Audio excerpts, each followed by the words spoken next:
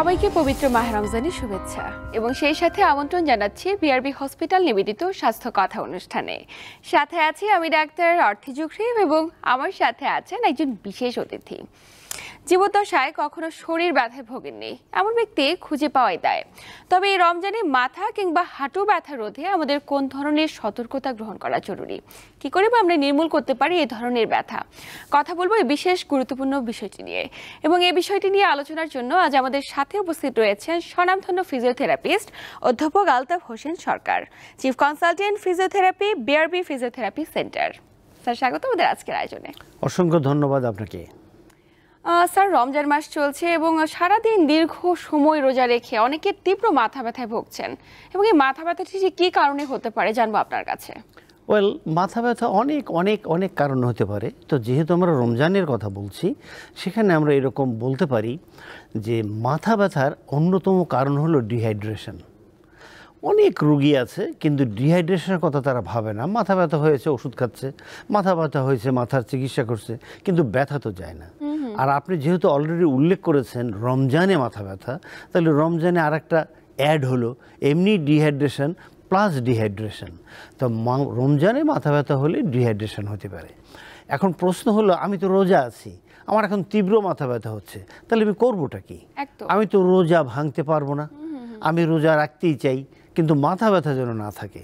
চলুন, সেজন্য আমরা প্রথম জার্নি হবে আমাদের অ্যাসেসমেন্ট অফ দ্য মাথা। মনে রাখতে হবে ব্যথা মাথায় কিন্তু অসুখ মাথায় নাই। যেমন ধরেন একটা লাইট এখানে জ্বলছে, এই লাইটটাকে যদি আমি নিভাইতে চাই তাহলে আর বোর্ডে যেতে হবে, গিয়ে তার সুইচ অন অফ করলে লাইটটা জ্বলবে বা নিভবে। ঠিক সেরকম ব্যথা হয় মাথা, কিন্তু ব্যথা আসে নেক থেকে। এজন্য আমরা এটাকে বলি সার্ভিকোজেনিক হেডেক, অর্থাৎ ঘাড়ের জন্যে মাথা ব্যথা। তো চলুন না আমরা ঘাড় দেখে আসি। আমরা প্রথমেই যদি রুগী বলে যে আমার এই সামনের দিকে মাথা ব্যথা হয়, তাহলে আমরা প্রথমেই আমরা ঘাড়ের C1 দেখব। যদি বলে ঘাড়ের মাথা ব্যথার দুই পাশে হয়, C2 দেখব। মাথা ব্যথা যদি পেছন দিকে হয়, আমরা C3 দেখব। তা আমরা ওখানে যখনই নিয়ে আপনার এই থাম্ব ইজ ভেরি ইম্পর্ট্যান্ট আঙ্গুল আমাদের জন্য মাথা ব্যথা বের করার জন্য, আমরা আস্তে করে যখনই বসায় দেবো ওই জায়গায়, রুগী তখন কেঁপে উঠবে, বলে হ্যাঁ হ্যাঁ ব্যথা ব্যথা ব্যথা। এবং আপনি একটু ধরে রাখেন না 30 সেকেন্ড, 30 সেকেন্ডের মধ্যে একটু সার্কুলার মুভমেন্ট করেন, clockwise not anti clockwise, clockwise circular movement করেন। করার পরে রুগীকে জিজ্ঞেস করেন, ভাই এখন কেমন লাগে? মনে হচ্ছে যে আগের সাথে একটু কম। ফাইন, এখন এখানে আপনি দেবেন হলো ঠান্ডা শেক, একদম ঠান্ডা, সুন্দর করে নারকেল তেল রসুনের লোশন লাগিয়ে মায়োফেশিয়াল রিলিজ করে পুট দ্য ঠান্ডা শেক। কতক্ষণ? আপাতত স্টার্ট উইথ 10 মিনিট। 10 মিনিট দেওয়ার পরে তারপরে এটাকে সরিয়ে ওই যে জায়গায় মাথা ব্যথা পেয়েছেন আবার ওখানে সার্কুলার মুভমেন্ট করেন 30-30-30, অর্থাৎ 1.5 মিনিট আপনি করেন। এরপর রুগীকে বলেন যে আপনি মুভমেন্ট করেন, অর্থাৎ আপনার মাথা সামনে পেছনে ডাইনে বাঁয়ে ডান সাইডে বাম সাইডে এই 6টা মুভমেন্ট আপনি করেন। করার পরে আমি বিশ্বাস করি রুগী বলবে আমি আগের চেয়ে অনেক ভালো বোধ করছি। আপনি রুগীকে অ্যাডভাইস করে দিলেন আপনি এই কাজটি, অর্থাৎ এই ঠান্ডা শেক যেখানে আপনার ব্যথা ওখানে আঙ্গুল দিয়ে মুভ করা, নারকেল তেল রসুনের একটা লোশন তৈরি করে ওখানে লাগানো, এবং এই 6টা মুভমেন্ট আপনি 6 ঘন্টা পর পর বা 4 ঘন্টা পর পর আপনি করেন, করে দেখবেন এবং আগামীকাল আমাকে জানান আপনি কেমন আছেন। আগামীকাল রোগী ফোন করে ইনশাল্লাহ বলবে আমি তো আগের চেয়ে অনেক ভালো। আচ্ছা, তো স্যার এই যে আপনি ঠান্ডা শেক দেবার কথা বলছেন, অনেকে তো গরম শেক দেয়, গরম শেক দিলে কি ক্ষতি হতে পারে? আপনার এখানেই তো একটা প্রদাহ চলছে, তারপরে যদি গরম দিলে আরেকটা প্রদাহ হবে, তো সেই জন্যে আপনি ওখানে ঠান্ডা দিতে হবে। আচ্ছা আচ্ছা। অ্যান্ড এটা রিসার্চের কথা বলছি, যারা রিসার্চ করছেন তারাই বলছেন ঠান্ডা শেক দিতে, এবং কারণ এরকম। আচ্ছা, তো তার মানে রোজা না ভেঙে তারা যদি এই ধরনের অ্যাক্টিভিটিসগুলো করে তাহলে মাথা ব্যথা সাময়িক সময়ের মাঝে কমে যেতে পারে? ইনশাল্লাহ হবেই, এবং এটা প্রমাণিত। আমাদের সেন্টারে, আমাদের চেম্বারে, বিআরবি হসপিটালে আমরা যে সমস্ত রোগী দেখছি এভাবেই ভালো হচ্ছে তারা। কিন্তু স্যার অনেকে তো দীর্ঘদিন ধরে মাইগ্রেন জনিত জটিলতায় ভুগছে। দেখা যায় মাইগ্রেনের জটিলতায় একটু এসির বাতাস কিংবা একটু রোদ কিংবা একটু সাউন্ড পলিউশন এগুলো টলারেট করতে পারছে না, তীব্র মাথা ব্যথায় ভুগছে। এটা আমার ধারণা এবং আমার রুগীরা আমাদেরকে বলছে, যে সমস্ত রুগীরা আমাদের কাছে আসে তাদেরকে আমরা যখন জিজ্ঞেস করি মাথা ব্যথা কী হয়েছে, বলে মাইগ্রেন হয়েছে। বললাম জানলেন কী করে আপনার মাইগ্রেন হয়েছে?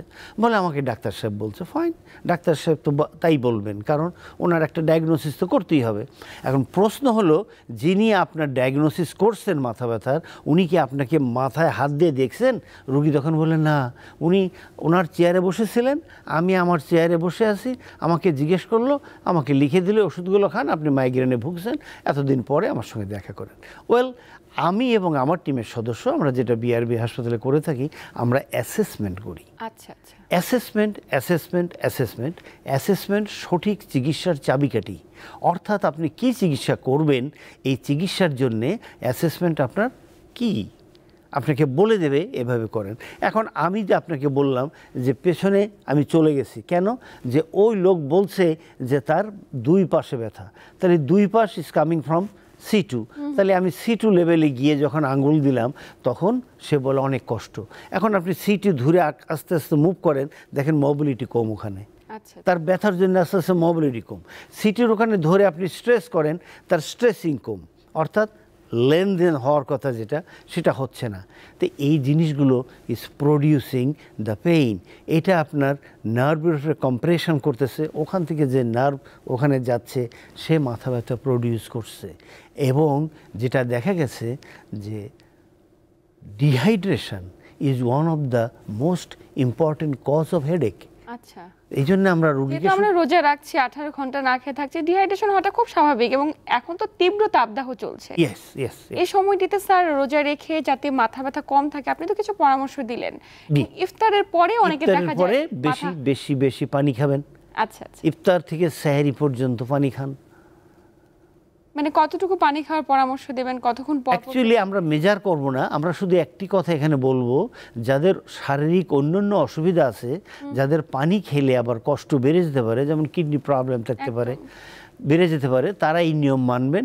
আর যাদের সাধারণ অধিকাংশ লোকই তো অনেক কষ্ট নাই, তারা র্যান্ডম খেতেই থাকবে। নিশ্চয়ই, কিন্তু কিছুক্ষণ পর পর একবারে অনেক মাত্রায় খেয়ে ফেলে সেটা শরীরের জন্য ক্ষতিকারক। খানিকক্ষণ পর পর একটা ইন্টারভেল করবে, 1 ঘন্টা পর পর 1 গ্লাস খাবো, 2 ঘন্টা পর 1 গ্লাস খাবো। একদমই। এবং এই যে মাইগ্রেন নিয়ে আমরা কথা বলছিলাম, এটিকে আসলে আপনি যেমনটি বলছিলেন কিছু এক্সারসাইজের কথা, এগুলো নিয়মিত করলে কি এটাকে নিরাময় করা সম্ভব? ওয়েল, আমি প্র্যাকটিক্যালি বলছি অ্যান্ড রিসার্চের কথা বলছি, যারা আমাদের চিকিৎসা নেন এবং আমাদের কাছে আসেন, আমাদের নিয়ম মানেন, এক্সারসাইজ করেন, যা বলি শোনেন, দেখা গেছে তারা আর কখনোই ফিরে আসে নাই। বরং আমাদের একটা পেজ আছে, আমাদের এই পেজে তারা ওখানে কমেন্ট করে, আমার যে মাথা ব্যথা ছিল আজ এতদিন হয়ে গেছে, আমি ওষুধ আর খাচ্ছি না, নিয়ম মেনে চলছি, আমার এখন মাথা ব্যথা নাই।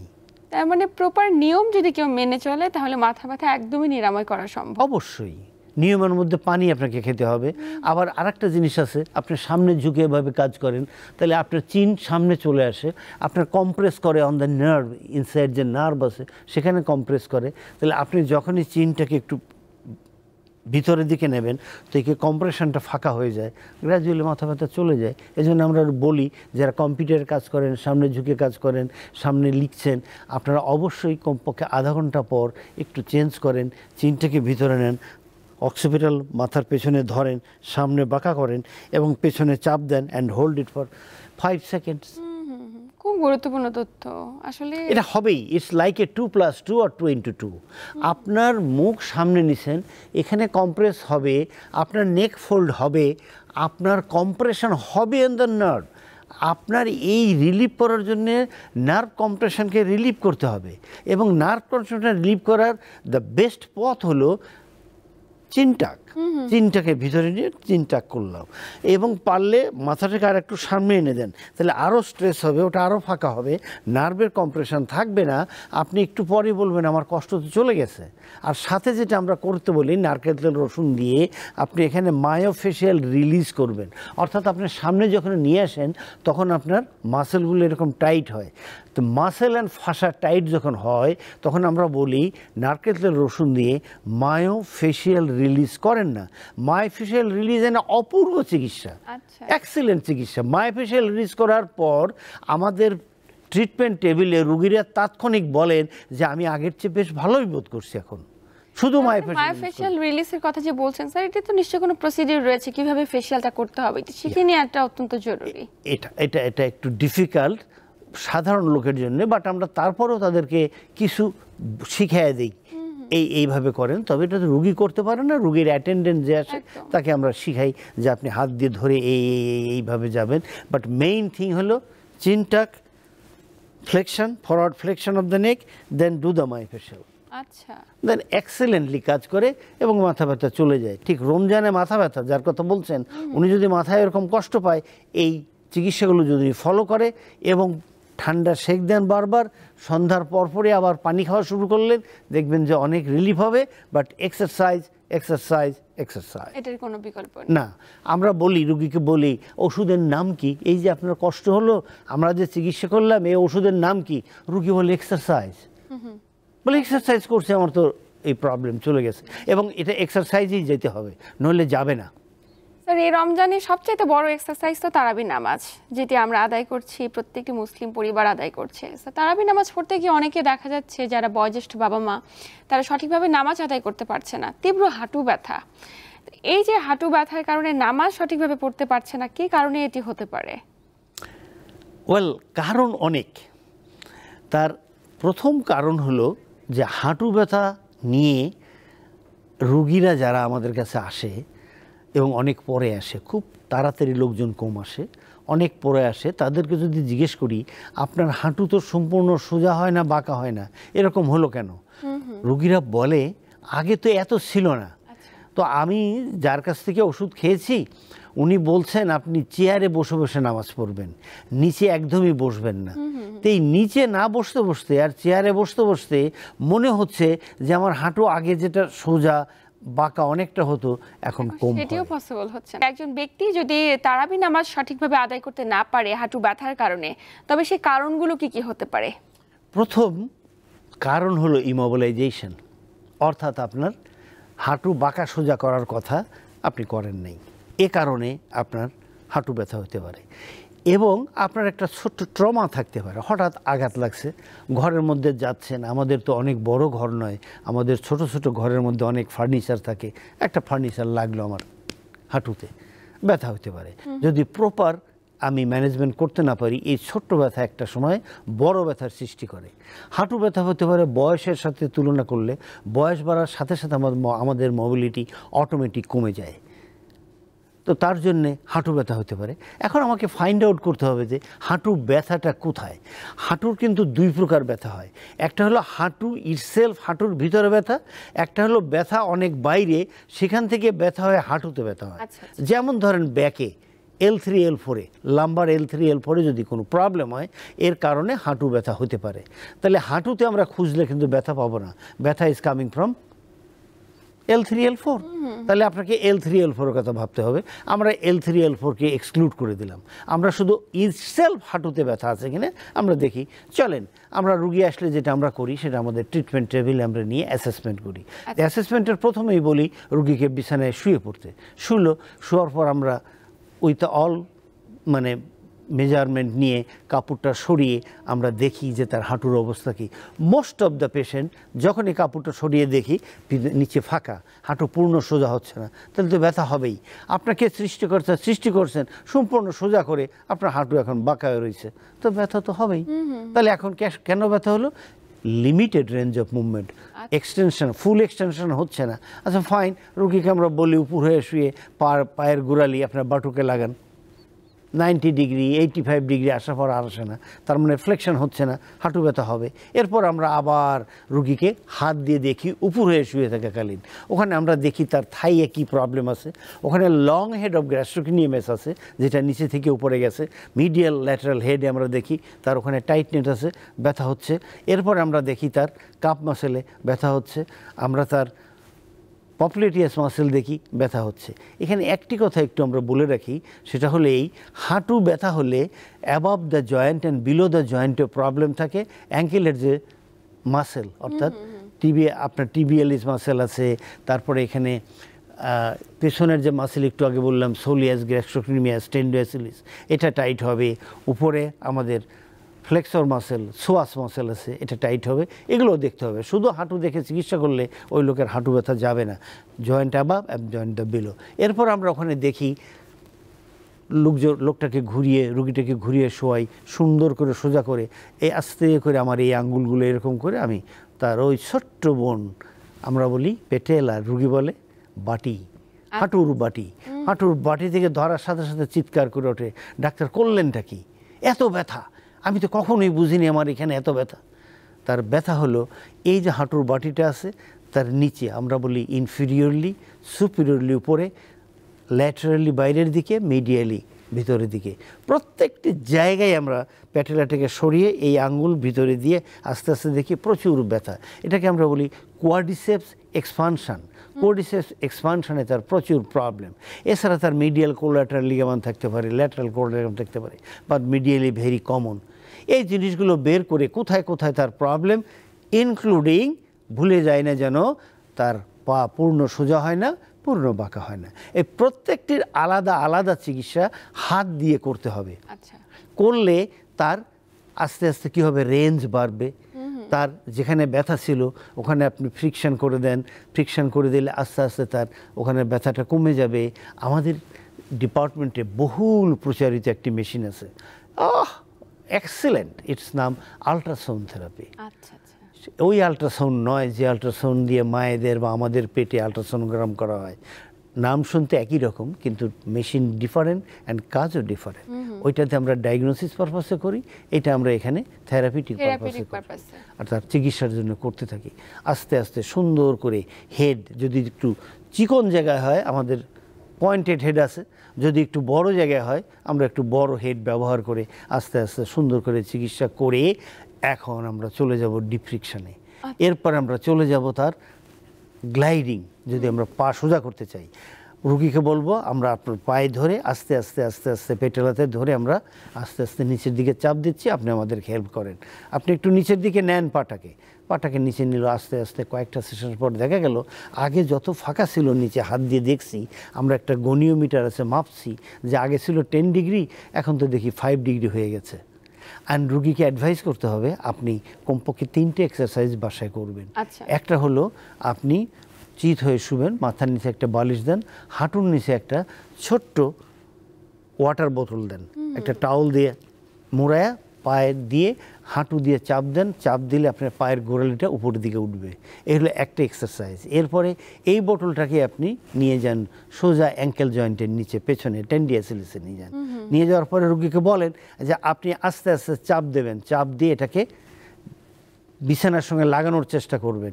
লাগবে না, কারণ আমরা তো উঁচু করে রাখছি, বাট চিন্তাটা হবে যেন লাগে, তাহলে এই সামনের যে কোয়াড্রিসেপস মাসেল সে ভালো কাজ করবে, আস্তে আস্তে নিচের দিকে যেতে থাকবে। এর থার্ড ওয়ান হলো আপনি সোজা করে একটা টাওয়াল বা গামছা, ঘরে গামছা আছে, গামছা দিয়ে পায়ের তালুতে আপনি আটকায় আস্তে করে পায়ের তালুটা আপনার দিকে টেনে নিয়ে পাটা আস্তে আস্তে আস্তে আস্তে উপরের দিকে উঠান, নিচে নামান। প্রাইমারিলি এই 3টে এক্সারসাইজ খুব হেল্পফুল রুগীদের জন্যে। এটা হলো তার ওই রেঞ্জগুলো বেড়ে যাবে। এরপরে আমরা আবার উপর করে শুয়ে তার ফ্লেকশন বাড়াবো। এরপরে তার ফ্লেকশন অ্যাসপেক্টে পেছনের দিকে তার যে সমস্ত ব্যথা আছে একটু আগে বলছিলাম এগুলো করব। অ্যান্ড কম্প্রেশন কি, অ্যাকুইট পেইন, কাইরোথেরাপি অর্থাৎ আইস থেরাপি। আচ্ছা, আইস ব্যবহার, আইস থেরাপি, ওই যে অল্প দিনের ব্যথা, আপনি বলছেন যে ব্যথা হয়েছে, নামাজ পড়তে পারছে না, এই রুগী এটা চেষ্টা করার পরে দেখা যাবে কয়েকদিন পরে আগে নামাজ পড়তে যে তার কষ্ট হতো এখন নামাজ পড়তে গিয়ে তার কষ্ট অনেক কমে যাবে। কিন্তু মাথায় রাখতে হবে তাকে যে আপনি বেশি দিন চেয়ারে বসে নামাজ পড়তে পারবেন না। ঠিক এখানে আমি আর একটা অ্যাডভাইজের কথা বলবো, আর একটা রুগীদেরকে বলবো যে আজকাল দেখা যাচ্ছে মসজিদে চেয়ারের সংখ্যা গ্র্যাজুয়ালি বেড়ে যাচ্ছে, বাড়ছেই। চলুন না আমরা একসঙ্গে কাজ করি, এই কথাগুলো রুগীদেরকেও বলি, আমরা যারা জানি তারা ওই মসজিদের রুগীদেরকে বুঝাই। নিশ্চয়ই একে আমি বলি চলুন একসঙ্গে কাজ করি এবং মসজিদের চেয়ার কমায় ফেলি আমরা, যাতে আরও চেয়ার না বাড়ে। এইভাবে করতে হবে। বাট এক্সারসাইজ অনেক দিন চলবে এবং রুগীকে এইটা আমরা বলে দেই যে আপনার ওষুধের নাম কি ওষুধ খাবেন, বলে ওষুধ খাবো না, আমি এক্সারসাইজ করব। এবং এটি কতদিন করা প্রয়োজন, মানে কতগুলো থেরাপি নেওয়া প্রয়োজন? এটা নির্ভর করবে তার কত তাড়াতাড়ি এটা ভালো হয় ততদিন, যত তাড়াতাড়ি ভালো না হয় ততদিন চলবে। নিশ্চয়ই। অনেকে তো দেখা যায় শুরু করছে, কিছুদিন করার পর আবার ছেড়ে দিচ্ছে, আবার দেখা যায় চিকিৎসকের কাছে যাচ্ছে, ওষুধ খাচ্ছে বা অন্যান্য। রিলিফ হবে না আপনার। আপনি 2 সপ্তাহ চিকিৎসা করার পর, আগে ছিল 10 ডিগ্রি এক্সটেনশন কম, এখন 2 সপ্তাহ চিকিৎসা করার পর 2-3 ডিগ্রি কমছে বা 5 ডিগ্রি কমছে, আপনি ছেড়ে দিলেন, 5 ডিগ্রি তো আপনার প্রবলেম রয়ে গেছে, ওই 5 ডিগ্রির সঙ্গে আবার ডিগ্রি যোগ হয়ে আবার আগের 10 বা 15 ডিগ্রি নিয়ে ফিরে আসবেন, এবং তাই আসে। আপনি যেটা বলছেন এটাই করে রোগীরা, এবং তাই আসে আবার আমাদের কাছে আবার নতুন ভাবে শুরু করতে হয়, আবার শুরু করতে হবে। এখন তো আগে তো 10 ডিগ্রিতে করছিলাম, এখন তো 15 ডিগ্রি, এখন 15 ডিগ্রি থেকে কমাতে আরও বেশি সময় লাগবে। আগে তো অল্প সময় লাগছে, এখন বেশি সময় লাগবে। তবে রুগীকে ট্রাই করতে হবে, নিজে নিজে করতে হবে। এটা নিজে নিজে না করলে তার এটা বাড়বে না। রুগীরা আমাদের সঙ্গে থাকে অল্প সময়, কারণ বেশি সময় সে তার নিজের ঘরে নিজের সময় ব্যয় করে, এটাকে সে টাইমিং করবে, অর্থাৎ সকাল দুপুর রাত এরকম করতে হবে।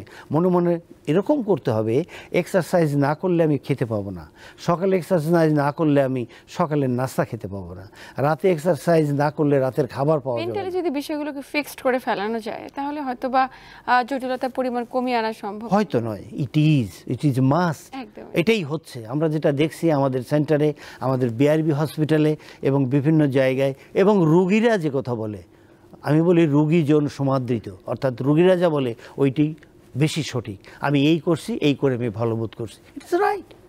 সুতরাং রুগীদের কথা আমরা শুনবো এবং রুগীদেরকে আমরা এভাবে বলবো আপনারা এটা করেন, নিশ্চয়ই। ভালো বোধ করবেন। এই রমজানে যে সমস্ত ব্যক্তিরা শরীরের বিভিন্ন জায়গায় ব্যথা অনুভব করছেন, সেটি হতে পারে হাঁটু ব্যথা, গিরা ব্যথা, বা বিভিন্ন জয়েন্টে ব্যথা, কিংবা ঘাড়ের ব্যথা। আমরা তো শুরুতে ঘাড় এবং মাথা ব্যথা নিয়ে অনেকগুলো কথা বলে ফেলেছি। তো স্যার, যারা এই ধরনের জটিলতায় এই মুহূর্তে ভুগছেন, তাদের উদ্দেশ্যে আপনার পরামর্শ কি থাকবে? তাদের কতটুকু এক্সারসাইজ করা প্রয়োজন এবং কোন সময়টিতে তারা এক্সারসাইজ করতে পারে? এক্সেলেন্ট, খুব ভালো কথা বলছেন, এটা আমাদের খুব দরকার বলা। প্রথম হলো যে যদি আপনার বিভিন্ন জয়েন্টে ব্যথা হয়, যদি অ্যাকুইট পেইন হয়, তাহলে অবশ্যই আপনি ওখানে নারকেলের তেল, রসুন দিয়ে আগে হালকা হালকা করে মায়োফেশিয়াল রিলিজ করে ঠান্ডা সেঁক দেবেন 10 মিনিট।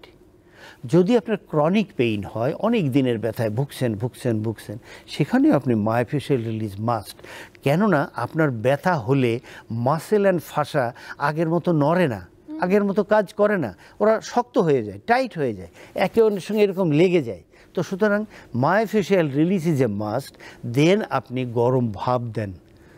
গরম ভাপটা দেওয়ার জন্যে আমি সাধারণত রুগীদেরকে বলি, গরম পানির মধ্যে আপনি টাওয়াল ভিজে রাখেন, ওই টাওয়ালটাকে হালকা চিপে এই যে নারকেল তেল রসুন লাগালেন, এটা না মুছে এর উপরেই লাগিয়ে উপরে একটা ড্রাই টাওয়াল দিয়ে ঢেকে 10 মিনিট রাখেন। যতগুলো জায়গায় আপনার এইসব কষ্ট আছে ততগুলো জায়গায় রাখেন। এটা প্রমাণিত, আমাদের রুগীরা বলে তারা এটা দিয়ে খুব ভালো বোধ করছে এবং গ্র্যাজুয়ালি দেখছে এই ব্যথাগুলো অনেক কমে গেছে।